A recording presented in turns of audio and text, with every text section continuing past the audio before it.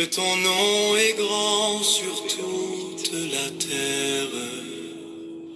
Avant que le jour ne se lève, ta lumière existait déjà. Tu as étendu les cieux comme un voile. Tu as posé la terre sur des fondations invisibles. Par ta parole, les mers ont trouvé leurs limites. Et les montagnes se sont élevées vers le ciel.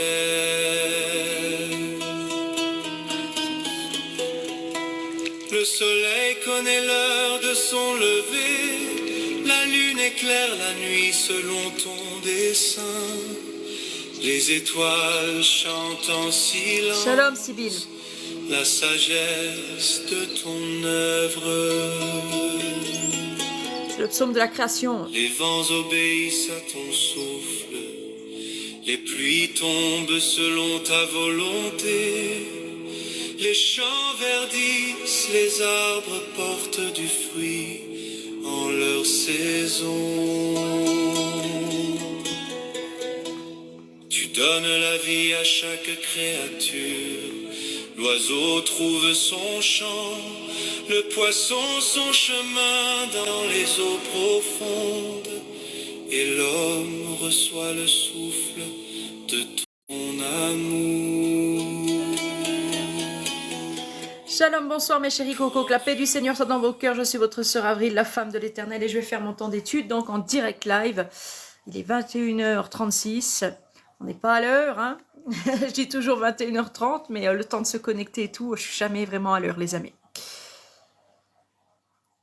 J'ai le démon qui arrête pas de me péter un câble depuis tout à l'heure et qui me dit « Divorce, je te dis de divorcer, toi.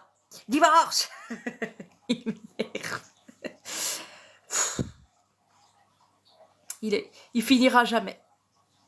Il finira jamais tant que l'Éternel met pas une fin, en fait. Hein. L'Éternel est l'alpha et l'oméga, c'est lui la fin à tout, hein. C'est lui qui fermera la bouche du démon pour toujours. Alléluia, tant mieux. Louons l'Éternel, donc louons l'Éternel des armées, car il est bon et sa miséricorde durera toujours. Rendons grâce au Seigneur Jésus-Christ, à notre roi, pour Éphésiens 3, les amis. C'est ce qu'on va étudier là. Donc on prend déjà un résumé. Paul explique que Dieu lui a confié une mission particulière, annoncer un mystère long, caché, maintenant révélé. Ce mystère que les non-juifs, donc les païens entre parenthèses, sont pleinement inclus dans le salut. Voilà le mystère. Dieu inclut les païens au salut. Ce sont ses créatures. Jusque-là, les Juifs pensaient que les païens existaient comme des sortes d'animaux sauvages qu'ils pouvaient exploiter et qu'ils pouvaient ne pas considérer comme des êtres humains. Et ça, c'est un mystère que Jésus vient révéler au peuple juif. Et quel accueil il a eu là-bas? Il a eu un sacré accueil, le pauvre Seigneur Jésus. Mais il savait, le pauvre, le riche qu'il est. Amen. Parce qu'il est très riche, Jésus. C'est le Messie. Il savait quel accueil on lui ferait. Amen. Il faut prier le Seigneur Jésus-Christ contre ça. Contre quoi, Galates 5, 22. J'espère que c'est pas moi que tu es en train de dire ça. Parce que le clown ça, oui, que je connais. Mais je suis pas le clown ça. Je t'ai déjà salué, en plus je te resalue. Mais bon. J'espère que c'est pas de moi que tu parles. T'es pas en train d'inviter les frères et sœurs à prier contre moi quand même. Vous pouvez le faire si vous voulez le faire, mais je vois pas bien pourquoi faire ça. Alors, voilà le mystère que Jésus a annoncé, amen, aux Juifs. Il a annoncé que les païens étaient pleinement inclus dans le salut, qu'il ouvrait le royaume des cieux aussi aux païens. Alors là, c'est sûr qu'en Israël, ça n'a pas été très apprécié comme nouvelle, ça. C'est pas une très bonne nouvelle pour eux. Pour nous, c'est une excellente nouvelle. Parce que nous, on était sans Dieu dans le monde, on était privés de la grâce. Et là, Jésus, c'est Dieu qui vient à nous. Donc, ils sont inclus pleinement, les païens, dans le salut, au même titre que les Juifs, par Jésus-Christ, Dieu, qui dit « Il n'y a plus ni grec ni juif ». J'étais en train de vous préparer le 5e exercice, donc sur une 5e vidéo. C'est la 5e, je crois, hein, ou 6e, je ne sais plus, du coup. D'une dame qui dit que Jésus est noir. Et elle dit que les Européens ont volé l'histoire de l'Afrique, puis réécrite l'histoire de l'Afrique, puis inventé un Jésus européen pour pouvoir montrer que la race blanche était supérieure à la race noire. Alors ça, c'est très grave, c'est très, très, très, très grave. Les hommes rendront compte de toutes les paroles vaines qu'ils auront prononcées, dit le Seigneur. On ne peut pas dire des choses comme ça. Si on n'a pas toutes les preuves en main, on ne peut pas parler et affirmer quelque chose. Il faut faire attention, les amis. Amen. Donc, vous retrouverez cette vidéo et puis vous aurez vous-même à discerner ce qui va et ce qui ne va pas selon l'évangile, selon le message de ce que cette dame apporte. Mais en tout cas, il y a certaines vidéos, il y a des blasphèmes et j'espère bien que vous allez les trouver, les noter. J'espère bien, les amis. Amen. Parce que vous devez pratiquer la justice de Christ. Et la justice de Christ, c'est ça aussi. Repérer ceux qui changent la lumière en ténèbres, donc la vérité en mensonge. Ceux qui blasphèment en utilisant même le nom de Jésus. Ils font semblant de parler de Jésus. Et puis, il faut savoir repérer les blasphèmes parce que les blasphèmes, c'est l'esprit de l'antéchrist. Et l'esprit de l'antéchrist, il sait que blasphémer. Il a des diadèmes, lui aussi. Il a des... c'est pas des diadèmes. Les diadèmes, c'est Jésus qui les a sur sa tête. Mais l'antéchrist, il a plusieurs têtes couronnées. Il a 5 têtes ou 7 têtes, je sais plus. Combien de cornes? Il y a 10 cornes déjà, mais il y a plusieurs têtes, 5 têtes ou 7 têtes. Je sais plus bien, mais c'est que des blasphèmes, des noms de blasphèmes écrits sur cette bête. Voilà. Et l'antéchrist, il renie Jésus, l'antéchrist, il blasphème. Et c'est pour ça que c'est important de pratiquer la justice de Christ pour pouvoir condamner justement cet esprit antéchrist. Parce qu'on a le pouvoir de lier. Amen. Malheur à ceux qui appellent le mal bien et le bien mal, les amis. Donc vraiment, les auto-évaluations là sur la justice de Dieu, il faut les faire parce que ça pourra que vous aider dans votre marche avec le Seigneur Jésus. Si vous ne pratiquez pas la justice de Christ, vous n'entrerez pas dans son royaume. Parce que Jésus est venu faire de vous des enfants du royaume des cieux. Donc le royaume des cieux appartient aux enfants, aux anges et à ceux qui leur ressemblent, donc à ceux qui ressemblent aux anges. Vous n'êtes plus des hommes et des femmes à l'heure actuelle, ni des chrétiens, ni des grecs, ni des juifs. Vous êtes des nouvelles créatures, c'est ce que dit le Seigneur Jésus, vous êtes nés de nouveau. Et l'évangile, en fait, après avoir fait de vous un ange, c'est véridique, ce saint évangile vous donne un chemin à suivre. Et il y a comme des panonceaux tout au long du chemin, des pancartes qui vous indiquent vos missions en tant qu'ange de Dieu. Et votre première mission en tant qu'ange de Dieu, votre première mission, cherchez premièrement le royaume des cieux. Cherchez premièrement la justice de Dieu. Amen. Et donc, moi j'en suis là. Amen, j'en suis là. Parce que j'ai bien avancé avec le maître. Enfin, j'en suis un petit peu plus loin que là. Je vais te dire, j'ai avancé jusqu'à ce panneau. Je suis derrière le panneau là. J'ai avancé un petit peu plus. Je suis en route pour être parfaite comme Christ est parfait. Ça veut dire que j'ai traversé le bon combat de la foi. J'ai fait plein de choses. Je porte les fruits de l'esprit. Je me suis édifiée. J'ai atteint la maturité spirituelle. Amen. Maintenant, il me reste à être parfaite comme Christ est parfait. Et ça, c'est encore un bout du chemin. Amen.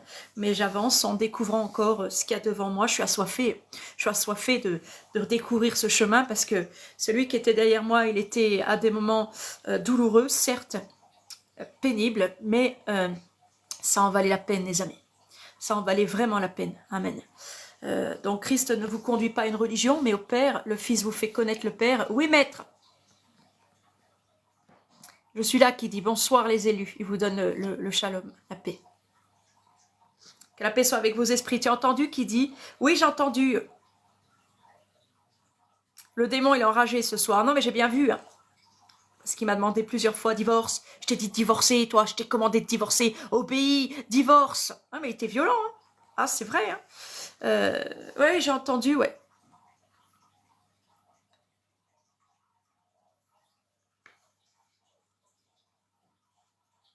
C'est bien qu'il dit, il faut continuer, Avril. Il faut aller jusqu'au bout du chemin. Oui, amen. Donc voilà, l'évangile la Bible elle-même entière, parce que la Torah c'est l'évangile accompli, amen, par le Maître. L'évangile ne vous conduit pas à une religion, ne fait pas de vous un chrétien, mais un enfant de Dieu qui va accepter avec joie ses premières missions en tant qu'ange de Dieu. Donc marcher sur les serpents et les scorpions, délier, donc pratiquer des jeûnes un petit peu spécial, hein, on en parlera un petit peu plus tard, tout ça on en parlera un petit peu plus tard, mieux déjà en donnant un enseignement, puis après pareil en faisant des auto-évaluations, des exercices, voilà. Donc le Seigneur Jésus, il vous fait connaître le Père, il vous conduit au royaume des cieux et jamais à la religion, les amis. Si vous êtes à la religion, ben, vous vous êtes trompé de chemin. Vous êtes trompé, vous vous êtes engagé sur le chemin large et spacieux de la perdition, vous vous êtes laissé séduire, malheureusement. Le chemin de Christ vous conduit à la liberté, au salut, au royaume des cieux, à connaître le Père, et puis à votre nouvelle vie en tant qu'enfant de Dieu, en tant qu'ange. Amen. Alors, Jésus a été mal accueilli par les Juifs. Un prophète est toujours mal accueilli dans sa propre patrie, parce que Jésus vient dire pleinement aux Juifs que, ben non, il ne haït pas les païens, il va leur accorder la miséricorde et les inclure dans son testament, les faire entrer au royaume des cieux. Et ça a fortement déplu ce message là-bas, parce que ben, les hommes n'aiment pas trop les autres hommes. Ils sont parfois racistes, parfois tout simplement méchants. Jésus montre que cette unité en Christ fait partie du plan éternel de Dieu, manifesté à travers l'Église, afin que même les puissances spirituelles voient la sagesse de Dieu. Amen. Jésus-Christ, à travers Paul, encourage les croyants à ne pas se décourager, donc ils reçoivent à travers Paul une prêche encourageante. Alléluia. Donc les croyants sont encouragés à ne pas se décourager à cause de ces souffrances, à cause de leurs souffrances, car elles servent l'avancement de l'Église. Tout mal concourt au bien des justes. Le premier chapitre se termine par une prière puissante où Jésus-Christ inspire à Paul de demander dans cette prière pour les croyants, donc c'est une prière de demander pour les croyants qu'ils soient fortifiés intérieurement, qu'ils soient enracinés dans l'amour et capables de comprendre la grandeur de l'amour de Christ, qu'ils soient remplis de toute la plénitude de Dieu. Il conclut par une louange à Dieu, donc une action de grâce, une prière de demande, mais transformée en louange derrière, comme si Dieu nous avait exaucés, comme une reconnaissance de dette. Il conclut donc par une reconnaissance de dette à Dieu, capable de faire infiniment au-delà de tout ce que nous demandons et pensons. Amen. Donc vous voyez, faut bien être attentif à ce que faisaient les frères, parce que là tu as une prêche d'encouragement, tu as une prière de demande, mais après transformée en louange d'action de grâce derrière. Tout ce que Jésus-Christ nous fait faire déjà. Vous connaissez ces termes-là pour ceux qui suivent les lives, vous savez de quoi je parle. Les autres, c'est sûr que c'est peut-être un petit peu des termes que vous connaissez pas ou que vous prêtez pas attention même dans la Bible, mais c'est important de regarder ce que les autres faisaient au niveau de leur prière, au niveau de leur prêche, au niveau de leur louange, parce qu'on doit faire pareil. Ils suivaient le Christ et on doit suivre le Christ. Les prémices de l'Église, nous savons qu'elles sont sauvées. Alors on va donner des explications verset par verset, ensuite on prendra les points essentiels à retenir, une prêche de consolation. Amen. Parce qu'il y a plusieurs prêches, plusieurs prières et plusieurs prêches. Mais là, c'est selon la volonté du Maître. Et on va relever aussi les sujets de prière afin de prier, puis faire en finale une prière même inspirée. Amen. Allez les amis, dans votre Bible, donc vous prenez Éphésiens 3. Et puis moi, je vais vous dire verset par verset, d'accord? Le verset 1 et 2 déjà. Donc Jésus-Christ, à travers Paul, rappelle qu'il est prisonnier à cause de Jésus-Christ. Alors on parle sous l'inspiration de la grâce et Paul dit la vérité. Paul nous dit qu'il est apôtre de Christ dans son travail, dans le ministère qu'il se doit de faire par amour pour Dieu, par obéissance. Mais il ne nous a pas caché qu'il était prisonnier à cause de Jésus-Christ. Donc il faisait des heures de tige, on appelle ça dans notre jargon aujourd'hui. Faire des heures de tige, c'est travailler pour l'État, travailler pour réparer tes conneries, tes dettes. Et bien là, c'est la même chose. Paul persécutait l'Église et deux persécuteurs, il va être persécuté et il va faire des heures et des pas les moindres. Hein. Vraiment, Paul, il reçoit un bon châtiment. Tu vois que le maître est juste. Amen. Il va pas lui dire tu vas faire comme font les élus ou comme font les petites brebis ou comme font les pasteurs. Tu vas travailler comme un apôtre sans être un apôtre. Et ça, c'est le plus dur, les amis. Dans les auto-évaluations, les premières auto-évaluations, on parle des apôtres dedans et on peut voir un petit peu tout ce qu'ils faisaient. Et je vous assure que même moi, qui suis pourtant calée sur les heures, sur les écritures, sur les temps d'études, sur les prières, sur plein de choses, je n'aurais pas le mental pour être apôtre. Ils dormaient à la Belle Étoile, ils avaient laissé derrière eux leur famille. Ils dormaient à la Belle Étoile ou pas dans les mêmes maisons chaque nuit. Ils allaient dans des lieux où parfois ils étaient en danger. Ils touchaient à des choses, c'était grave. Moi, je pourrais pas. À des gens qui sont handicapés, à des gens malades, de l'urine, du sang. Ils imposaient leurs mains sur des gens qui bavaient, sur des gens possédés. Moi, j'aurais pas le mental, je pourrais pas. Je pourrais pas parce que franchement, il faut un sacré mental d'acier quand même. Et ils avaient peut-être pas le mental eux-mêmes, mais Christ vivait en eux et les fortifiait, quoi. Donc tu vois là aussi à travers les apôtres, à travers l'œuvre des apôtres, que nous, les disciples de Jésus, on pourrait pas faire ça déjà, et que on voit que Christ est en eux. On voit qu'en fait ces hommes-là se surpassent mentalement. Ah oui. Donc vous pouvez retrouver ça sur l'auto-évaluation. Je ne sais plus laquelle c'est, hein. Il y en avait pas mal des auto-évaluations au début. Vous la trouvez sur Joker du Christ musique, toutes les auto-évaluations. Alors vous défilez un peu parce qu'il y a des musiques entre. Donc, Paul ne nous cache pas la vérité, il est prisonnier de Christ, il a un ministère comme les apôtres, mais il n'est pas apôtre. Il a le travail, mais il n'a pas le titre, finalement. Et c'est pour le bien des païens, lui, parce que Jésus a choisi 12 apôtres qui sont juifs. Donc les apôtres ne sont pas chrétiens. L'église primitive n'est pas chrétienne. Jésus n'est pas venu fonder le christianisme parce que déjà ce qu'il fait après son baptême par Jean le Baptiste et même ce qu'il fait faire par Jean le Baptiste, les premiers baptêmes, c'est une église primitive juive. Donc changer l'église primitive, l'identité de l'église primitive pour dire que c'est l'église chrétienne, c'est un faux témoignage.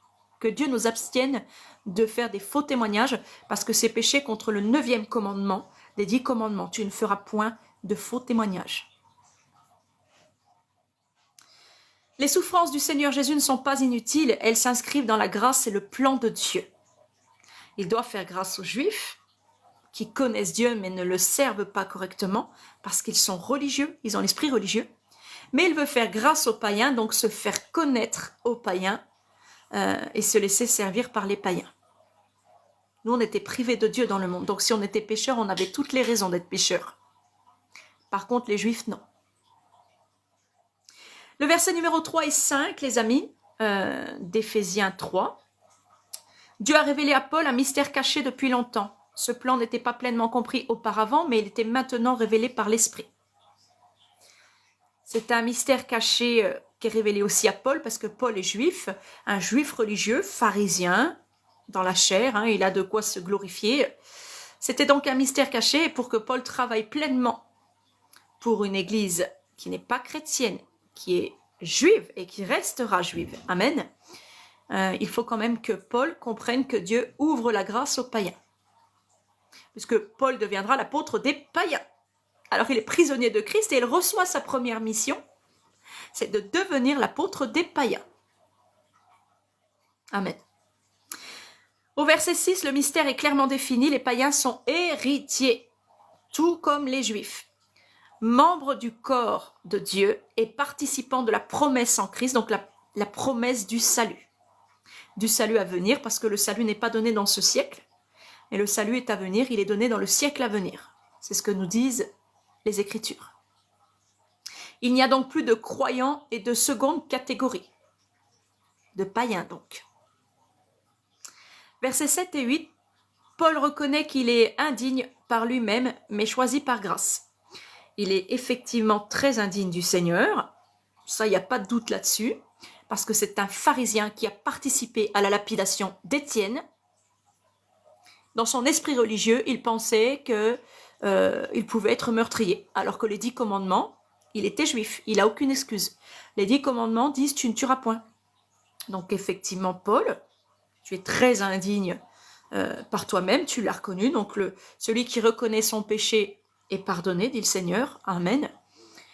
Et il reconnaît qu'il a été choisi par grâce, donc qu'il n'est pas entré de lui-même dans l'eau du baptême, mais de lui-même dans ce corps glorieux qu'est le Seigneur Jésus. C'est Jésus qui choisit ses brebis et qui fait des brebis. Amen. Donc voilà une chose essentielle à retenir. Essayez de détecter les choses essentielles avant l'essentiel à retenir, comme un petit exercice dans ce qui est dit. Essayez de noter sur un papier, puis après vous jouez un peu au bingo. Je vais lire l'essentiel à retenir, puis celui-là j'ai su le trouver, celui-là j'ai su le voir, celui-là non, je ne savais pas. Voilà, vous jouez au bingo. Bingo, c'est les nouveaux bingo en Christ, ça. Alors, il y a des commentaires. Ouh là là, 99 commentaires. Salut Coco. Oui. Salut Marie-Jean. Salut. Salut. Comme dit Ned Flanders. Alors, aimez le live.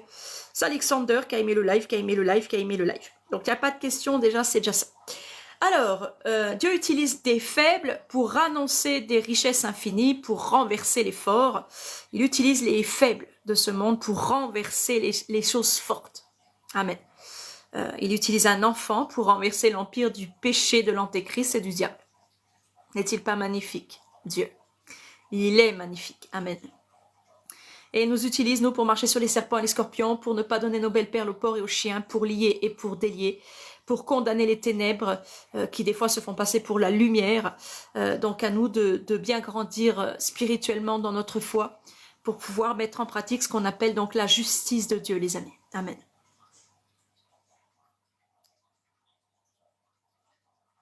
Versets 9 et 11. Le plan de Dieu est éternel, les chéris cocos, éternel. Il ne passe point. Les paroles de Dieu ne passent point et la parole de Dieu, c'est Jésus.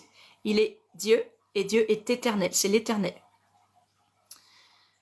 Le plan de Dieu est éternel à travers l'Église, donc c'est pas un bâtiment de pierre, mais c'est les gens choisis, les élus. Et Dieu révèle sa sagesse même aux puissances spirituelles. L'Église a une valeur céleste, pas seulement terrestre. C'est fini avec la chair, on ne connaît plus personne selon la chair. Donc on a conscience normalement, Église, de notre identité spirituelle. Nous sommes le corps de Christ. Nous sommes la Nouvelle Jérusalem, la ville sainte, la lumière du monde, le sel de la terre. Mais il n'y a rien là-dedans qui dit qu'on est chrétien. La Bible ne dit pas qu'on est des chrétiens. Elle utilise le terme chrétien. Mais ce n'est pas parce qu'une chose est dans la Bible qu'elle est forcément bonne et qu'on doit la mettre en pratique. Judas est dans la Bible, Saül est dans la Bible.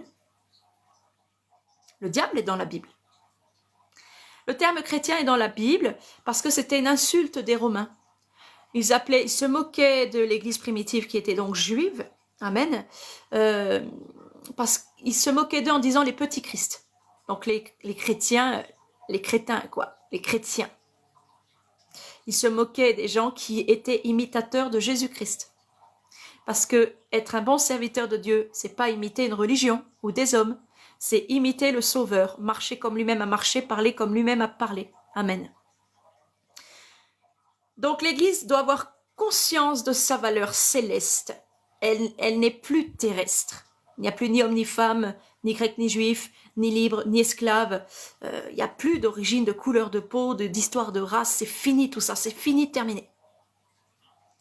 Donc, il ne faut pas raconter de blabla au sujet de la Bible où les Européens, par exemple, seraient venus voler aux Africains. C'est une dinguerie. Quand on écoute certains, l'Afrique, c'est Dieu, genre. La Bible, c'est à eux, le jardin d'Éden, c'est eux, c'est les premiers hommes, les premières femmes. Les amis, on ne peut pas faire ça, on ne peut pas dire des choses comme ça. Parce que à défaut d'accuser les Européens de mettre leur race en supériorité, des fois c'est vous qui le faites en parlant comme vous parlez. Repentez-vous, parce que sinon les hommes rendront compte pour toutes les paroles vaines qu'ils ont prononcées. On ne doit pas accuser les gens, ça ne se fait pas. Et on ne doit pas mettre de séparation. Parce que Jésus, il a dit une seule fois, un seul Dieu, un seul baptême. Nous sommes des gens de toute tribu, toute langue, tout peuple et toute nation réunis en son corps. Et notre fierté, c'est lui, c'est son nom. Par amour pour lui, nous devons nous aimer les uns les autres. Et arrêter de nous déchirer comme ça, de regarder à ce qui nous désunit. On doit regarder à ce qui nous unit. Ce qui nous unit, c'est le beau nom de Jésus. C'est son sacrifice pour nous à la croix. Jésus est Dieu. Amen. Donc au verset 12, en Christ, nous avons le libre accès avec Dieu, grâce à Dieu. Et ce libre accès, c'est une assurance. Voilà un essentiel à retenir. Amen. Je suis libre grâce à Dieu et ça, c'est mon assurance. Donc plus personne ne peut dire que je suis esclave.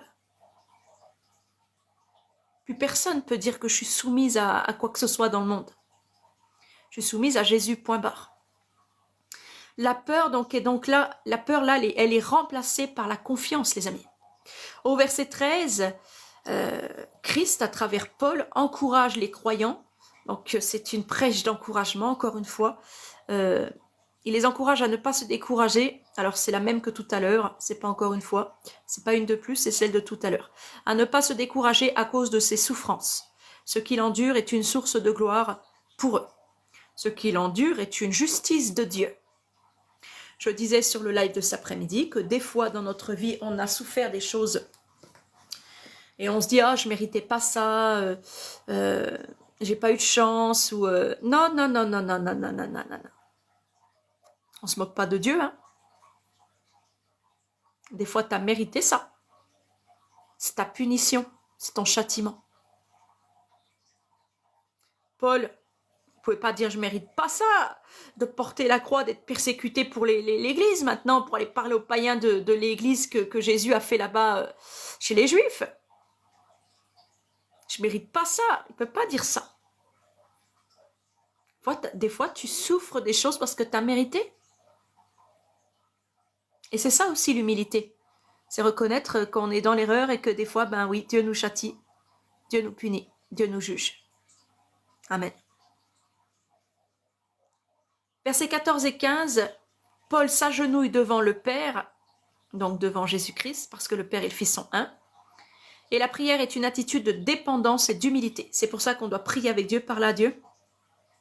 Parce que la prière, c'est notre conversation avec Dieu. C'est notre moyen de communiquer avec Dieu.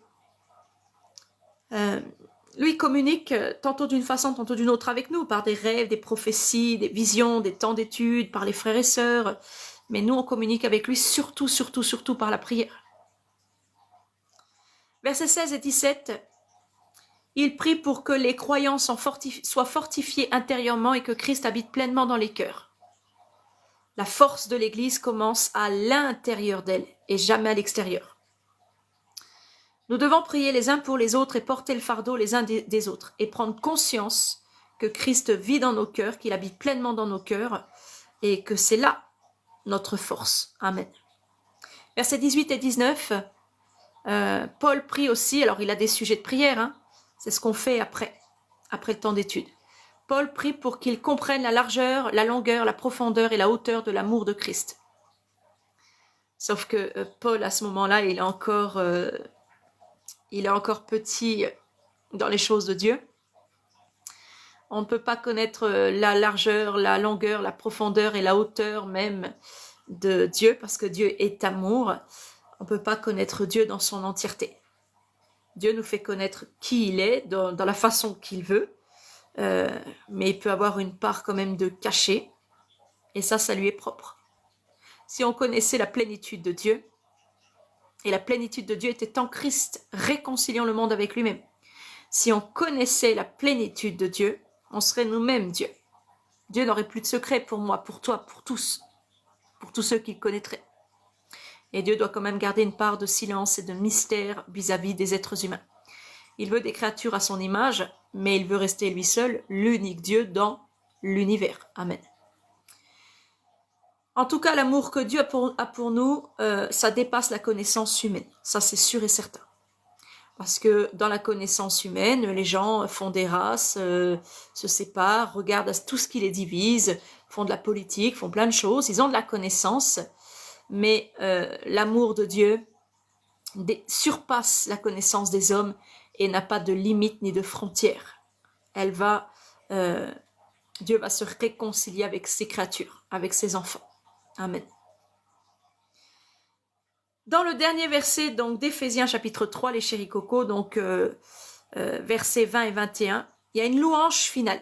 Donc on peut s'en inspirer pour chanter sous l'inspiration de la grâce. Cette louange nous dit que Dieu peut faire infiniment au-delà de ce que nous demandons ou imaginons. Toute la gloire lui revient dans l'Église et en Christ. Si vous êtes d'accord avec ça, dites Amen en esprit, tout simplement, pas besoin de l'écrire en commentaire. Alors, quand on fait verset par verset ou quand on fait le temps d'étude, essayez de vous, sur un papier, toujours, de jouer un peu au bingo pour Christ, de noter les points essentiels qu'il faut retenir de ces temps d'étude. Là, il y en a 7, tu vois. Premier point, le salut en Christ est pour tous et sans distinction. On ne peut pas faire de séparatisme, de race ou je sais pas quoi. L'Église, elle est universelle, c'est un seul corps. Amen. En numéro 2, Dieu agit même à travers la souffrance.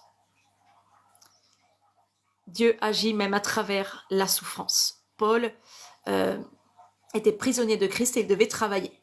Nous sommes chargés et fatigués. On va en direction du Seigneur Jésus pour avoir le repos. Mais Dieu agit à travers nous, puisque ce n'est plus nous qui vivons, mais Christ qui vit en nous. Il agit à travers notre souffrance. Il sait qu'on est maltraité, persécuté, mais il nous rend heureux de souffrir tout ça à cause de son beau nom. En numéro 3, tout le corps Église fait partie du plan éternel de Dieu et le corps Église inclut les païens, qui ne sont plus des païens. Il n'y a plus ni grec ni juif. Amen. Alors, quand Jésus nous dit « il n'y a plus ni grec ni juif », là le Saint-Esprit me frappe dans l'esprit. Par cette parole-là, que j'ai entendue pourtant des centaines de fois, l'Empire gréco-romain. Ça veut dire que les Européens, c'est pas des Romains. Ils descendent des Grecs. C'était eux, les païens. Et nous sommes des descendants de païens en Europe. En Orient, là-bas, surtout sur les terres africaines, alors c'est pas tous les Africains, mais en Orient, là-bas, et un petit peu plus loin même que les terres africaines, dans les pays d'Asie aussi, sur le continent asiatique, c'est les orientaux. C'est les orientaux et c'est là-bas que Jésus-Christ, le Messie, a été envoyé. Sur les terres d'Orient et pas sur les terres d'Occident. Jésus n'est jamais venu fonder le christianisme. Ça, faut arrêter de faire ce faux témoignage. Jésus est venu restaurer le royaume d'Israël. Amen. Le corps de Jésus est juif. L'enfant nous est né, nous est donné, c'est un juif qui nous est donné. Un juif qui se sacrifie pour des païens aussi, vous vous rendez compte? Alors pour ses frères juifs, il a peut-être toutes les raisons de le faire, parce que c'est sa famille, c'est sa tribu. Mais pour les païens, et c'est ça que là-bas ils n'ont pas voulu entendre.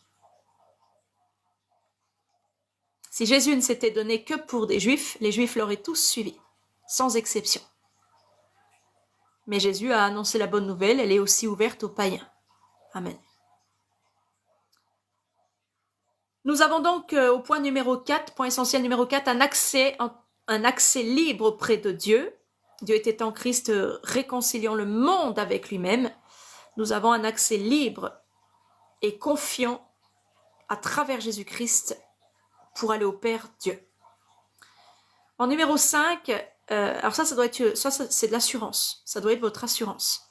On parlera de l'assurance. Qu'est-ce que c'est? On reprendra un enseignement, puis on fera des exercices aussi sur l'assurance. Parce que Jésus nous dit qu'on a de l'assurance. Mais qu'est-ce que c'est avoir de l'assurance? C'est la MAF que je préfère. Je suis à la MAF. Et vraiment, je vais vous dire, moi aussi, c'est eux que je préfère parce que c'est les mieux. J'en ai eu d'autres avant et franchement, ils sont au top chez la MAF. Ah, c'est pas, leur publicité, elle n'est pas mensongère. Non, c'est vrai. Alors, j'aime pas faire de la pub pour les choses mondaines, mais quand une vérité est vraie, quand quelque chose est vrai, je le dis. Ça, c'est de l'assurance. Nous avons un accès libre et confiant à Dieu. Amen. Et vous devez garder cette assurance. Parce qu'en fait, il y en a qui abandonnent Christ parce qu'ils manquent d'assurance. Ne pas avoir d'assurance, c'est perdre ta force déjà aussi. Si tu oublies que tu as un accès libre et que tu es confiant vis-à-vis de Dieu, de ce qu'il a fait pour toi, bah, tu pourras tomber facilement dans ce que le diable voudra te faire entendre, que tu es encore condamnable, accusé, pas sauvé, que Christ est mort en vain sur la croix. Tu pourras toujours croire en ces trucs-là. L'assurance est importante, les amis. On le fera dans les prochains lives, mais avant ça, il y a d'autres lives qui viennent, et pas n'importe lesquels, mes chéris cocos. On va parler de la solitude de Dieu. Ça va être magnifique, vous allez voir. Point numéro 5, la vraie force est intérieure et spirituelle, et notre force n'est pas la nôtre. Parce qu'on fait tout par Christ, pour Christ et pour sa gloire. C'est lui qui vit littéralement en nous. Donc, ma pensée n'est pas sa pensée, mes voix ne sont pas ses voix, et mes forces ne sont pas ses forces. Mes forces, c'est ceux de la chair, et Dieu n'est pas servi par la chair. Si Dieu vient vivre en moi, c'est qu'il veut faire tout par ses forces, qu'il veut faire tout par sa pensée, le discernement, le Saint-Esprit. Amen. Point numéro 6, et ça aussi c'est une phrase d'assurance, tu vois. Ça aussi, il faut que tu le gardes à ton esprit. C'est le plus fort. En numéro 6, l'amour de Christ est immense et inépuisable. Alors, amour de Christ à ne pas confondre avec la grâce. Le temps de grâce à un moment sera fermé, et ceux qui ne seront pas entrés dans l'eau du baptême, dans la repentance et dans la soumission à Dieu, seront exclus, amen, pour toujours, et châtiés selon la volonté de Dieu, selon ses desseins. Par contre, nous, qui serons entrés et qui obéirons à Dieu, nous bénéficierons pour l'éternité de sa grâce et de son amour inépuisable, immense et inépuisable. Amen. Point numéro 7, Dieu peut faire bien au-delà de nos attentes. Ça, c'est une parole de consolation. Mon frère, ma sœur, tu voudrais te marier, tu voudrais avoir ta famille, tu voudrais un bon travail, une belle voiture, tu voudrais manquer de rien. Dieu peut faire au-delà de tes attentes. Savez-vous que le Seigneur Dieu, dans la Bible, il nous dit en gros que ceux qui ne se soumettent pas à Dieu et tout travaillent pour nous. Il nous le dit, il nous le révèle, il nous dit qu'il enlèvera à ceux qui n'ont pas travaillé pour le royaume des cieux. Il enlèvera tout ce qu'ils ont. Alors ces gens se sont activés à travailler charnellement. Donc ils ont maison, voiture, ils ont des biens matériels, ils ont tout ce qu'il faut. Et Dieu donnera à ceux qui n'ont pas cherché ces choses-là, mais qui auront travaillé pour le royaume des cieux, recherché les choses d'en haut. En un clin d'œil, en un instant, ces gens se verront tout retirer pour que ça nous soit donné à nous. Donc quand j'entends ça, si quelqu'un de charnel me vole, ben je le laisse me voler. Finalement, il me rendra mon bien plus tard. Si quelqu'un de charnel ne veut pas servir Christ et qui cherche les choses mondaines, tant mieux. Il travaille pour moi. Amen. Shalom, David. Bonsoir mon frère, bienvenue à toi sous la grâce du Seigneur sur ce live. Merci d'être là. Merci à tous les chéris cocos d'être là. Que Dieu vous bénisse et vous garde et vous donne le salut qu'il a promis. Allez, le Seigneur Jésus a voulu donc que je fasse cette fois une prédication de consolation. Parce que prêcher, oui, mais il faut savoir déjà quoi prêcher et puis à quoi ça sert, dans quel but. Une prêche de consolation pour être fortifié intérieurement. Amen. Alors évidemment, il y a plein de prêches qui existent, puis à chaque fois, je demande au maître. Maître, la prêche, ça sera quoi cette fois? Oh, exhortation, Avril. Maître, la prêche, ça sera quoi cette fois? Consolation, Avril. Ça sera quoi cette fois? Encouragement. À chaque fois, il me trouve un truc. Mais j'ai remarqué qu'à chaque fois, la prêche, elle concorde avec le truc, avec le live, sans que j'ai eu besoin de faire même le live au préalable, de m'assurer que ça concordait ou voilà, fait tout bien. Alors, frères et sœurs, Éphésiens nous parle à cœur ouvert dans les moments de fatigue, de découragement et d'épreuve. C'est pas Éphésiens qui nous parle, c'est pas Paul, mais le Saint-Esprit qui nous parle à cœur ouvert. Il fait écrire Paul depuis une prison. Pourtant, le message que donne le Saint-Esprit n'est pas une plainte de Paul, mais l'espérance pour nous du salut. Il nous rappelle que les circonstances visibles actuelles, donc du système même antéchrist, de cette dictature mondiale, de cette prison dans laquelle on va enfermer les humains, ne définissent pas l'œuvre invisible de Dieu, donc ne viennent pas empêcher ses plans de se dérouler. Notre Dieu est un Dieu qui planifie, et il a planifié pour nous des projets de bonheur. Alléluia. Peut-être aujourd'hui, mon frère, ma soeur, tu te sens limité, tu portes un fardeau, on porte déjà tous un fardeau le même, l'évangile. Tu ne comprends pas pourquoi certaines choses t'arrivent, mais alors des fois elles t'arrivent parce que tu l'as mérité. Paul, il devient aveugle et il va bosser pour le Seigneur Jésus gratuitement, mais il l'a mérité. Amen. Mais des fois, tu subis des choses injustes et tu ne rends pas le mal pour le mal, tu supportes tout à cause du beau nom de Jésus. Jésus-Christ nous dit à travers Paul que Dieu n'a pas perdu le contrôle sur nos vies. Même notre souffrance peut servir au dessein plus grand de Dieu. Tout mal concourt au bien des justes. On ne doit pas prier pour que les problèmes disparaissent, mes chéris cocos. Mais on doit prier pour être fortifié dans notre homme intérieur et affronter nos problèmes. Amen. Comme des bons soldats de Christ. Qui aime aller faire la guerre? Personne. Nous sommes des soldats de Christ. Nous devons porter l'évangile, combattre le bon combat de la foi. On ne combat pas les hommes charnellement. Mais c'est en étant fortifié de Christ à l'intérieur qu'on a la victoire, les amis. Amen. Christ habite pleinement en nous. Gardez cette assurance dans vos cœurs. Il faut que l'amour du Seigneur remplace la peur que vous pouvez avoir. Que l'espérance du salut résiste dans l'épreuve. Parce que des fois, dans l'épreuve, tu as envie de laisser tout tomber. Et puis, tant pis pour le salut, je serai pas sauvé. Non. Ça, c'est une pensée de désespéré. Dans l'épreuve, il faut rester fort et dire, je passe cette épreuve avec joie. Parce que tout mal concourt au bien des justes. Et c'est pour avoir le salut. Amen. Il faut aussi que votre paix demeure même dans la tempête. Aujourd'hui, on rappelait la paix du Seigneur. Jésus regarde au cœur, il sait de quoi nous avons besoin, il nous a donné sa paix. Gardons sa paix. Amen. C'est dans le calme et la confiance que sera votre force, et notre force déjà, c'est le Saint-Esprit, c'est la paix. Rappelle-toi, mon frère, ma sœur, ceci, Dieu, Jésus-Christ donc, est capable de faire infiniment au-delà de ce que tu demandes ou imagines.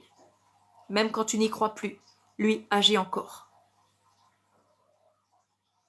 Notre Dieu est un Dieu qui restaure. Des fois, tu étais marié, on a parlé du mariage aujourd'hui. Amen. On a parlé des gens aussi qui perdent un enfant.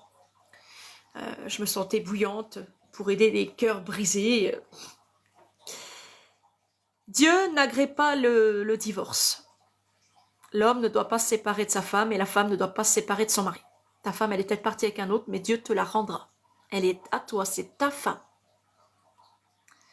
Dieu est un Dieu qui restaure. Amen. Alors, elle est ta femme, Dieu la remettra à l'ordre qu'elle est ta femme. Et si toi, tu veux la quitter pour cause d'adultère, tu pourras la quitter publiquement ou le quitter publiquement pour cause d'adultère. Dieu ne t'obligera pas à retourner avec la personne quand même. Mais là, voilà la vengeance qui arrive devant toi.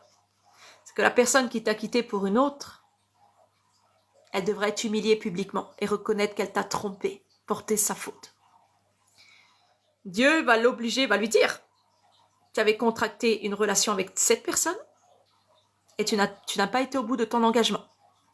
On ne joue pas avec l'alliance du mariage, c'est sacré. Dieu va rappeler le sacré. Amen. Et il laissera à l'homme ou la femme qui ne sera pas en tort pour cette rupture, pour ce divorce et tout ça, de décider. Oui, je retourne avec, non. C'est ce qu'il me dit de vous dire. Amen. Tu crois des fois que c'est fini. Ah, ça fait 15 ans qu'on est divorcés. je lui en veux toujours parce qu'elle m'a trompé ou machin. Tu crois que des fois que c'est fini, que ça c'est une affaire classée. Il n'y a pas d'affaire classée. Dieu va ramener tous les dossiers là, sur la table. Madame, ça fait 15 ans, c'est vrai que tu n'es plus avec, mais c'était ton mari. Et si le monsieur ne veut pas retourner avec cette dame, ça sera tout à son honneur. Par contre, Dieu devra juger les adultères. Amen. Si toi tu fais miséricorde, heureux les miséricordieux, ils obtiendront miséricorde. Ça peut être aussi une épreuve pour toi. Oublie pas ça.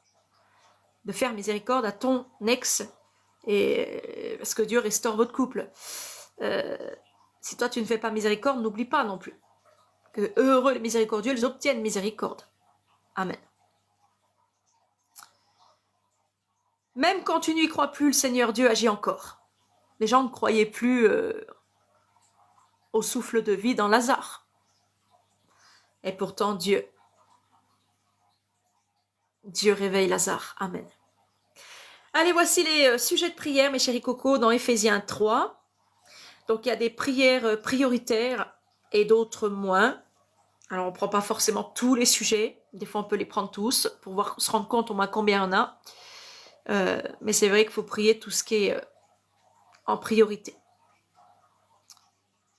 Louons l'Éternel, car il est bon et sa miséricorde durera toujours, Père éternel des armées, par Jésus-Christ, ta parole fidèle et véritable, notre roi. Donc nous te prions, les élus et moi-même. Tous ceux qui veulent s'associer à cette prière diront Amen. Tout simplement, pas besoin de répéter mot pour mot de ce que je vais dire, parce que je la fais pour toute l'Église, cette prière. Jésus, nous te prions afin que tu nous aides à bien comprendre et à bien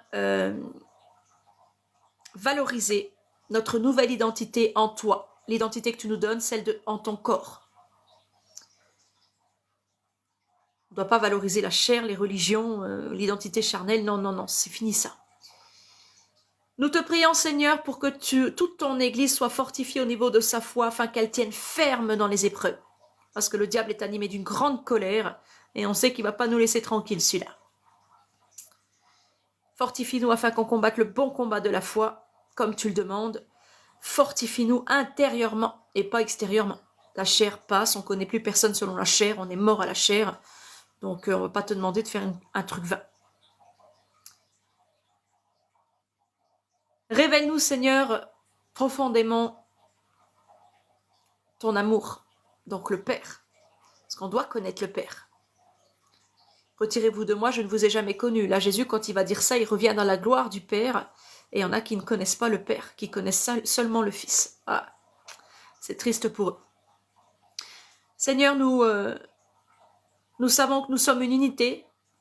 Et nous à chérir cette unité, un seul corps de toute tribu, toute langue, tout peuple et toute nation. Et nous à lier tout ce qui nous divise, les races, les origines, les histoires de religion, tout ça, faut que ce soit lié au nom de Jésus. Donne-nous la maturité que doit avoir ton Église, la maturité spirituelle, afin d'aimer le prochain et de porter les fardeaux les uns des autres et de te servir comme des anges, Seigneur. Merci, Teddy. Que le Seigneur nous rende persévérants, même dans les souffrances, parce que sans lui, on ne peut rien faire. Lui qui écoute notre prière, qu'il nous rende persévérants, qui nous aide à faire confiance à Jésus-Christ, notre Dieu, le Dieu de l'impossible. Au nom de Jésus-Christ, Amen. Et là, il y a une prière inspirée de tout le chapitre, parce que là, c'est que les sujets de prière. Mais là, c'est une prière inspirée de tout le chapitre, qui est quand même résumé. Louons l'Éternel, car il est bon et sa miséricorde durera toujours, Père éternel des armées, Jésus-Christ, notre roi, Père céleste, toi la parole fidèle et véritable, vivante, l'alpha et l'oméga. Nous nous inclinons devant toi, tu es la source de notre vie et de toute notre force. Nous te rendons grâce de nous avoir fortifiés dans notre être intérieur, là où nos forces humaines ne peuvent pas aller et s'épuiseraient très vite. Merci pour Jésus qui est la grâce, qui habite pleinement dans nos cœurs par la foi. Enracine-nous et fonde-nous dans ton amour, Seigneur, toi l'arbre de vie, afin que nous comprenions même imparfaitement les choses pour l'instant, mais combien ton amour est grand, profond et fidèle. Donne-nous de l'assurance afin que quand on traverse les épreuves, on soit gardé du découragement, du désespoir. Nous lions le découragement et le désespoir au nom de Jésus. Et nous à faire confiance à ton plan éternel, aux projets de bonheur qui sont devant nous, au salut qui arrive par toi, Jésus-Christ, notre roi, quand tu te révéleras au monde étant Dieu. Nous croyons que tu peux faire au-delà, infiniment au-delà de ce que nous demandons ou pensons. À toi, Seigneur éternel, Jésus-Christ, notre roi, par nous, ton Église, nous disons à toi est l'honneur, la puissance, la richesse, la sagesse, la force, la grâce, les actions de grâce, les louanges, au siècle des siècles, ici, maintenant et pour toujours. Amen. Voilà mes chéris cocos, j'ai fini mon deuxième temps d'études, donc j'ai fini à la belle heure, 22h25. Mais j'ai encore des vidéos, j'ai encore des choses à faire, des montages. Donc moi, je vous salue sous la grâce du Seigneur. Je vous souhaite une bonne soirée, je vous fais des gros bisous. Que Dieu vous bénisse, qu'il vous garde. Amen. Et qu'il vous accorde de dormir en paix cette nuit, de bien recharger les batteries pour recombattre le bon combat de la foi demain. Veillez et priez afin de ne pas tomber en tentation, les amis. Shalom, bye bye, merci les amis. Gloire à Christ, amen.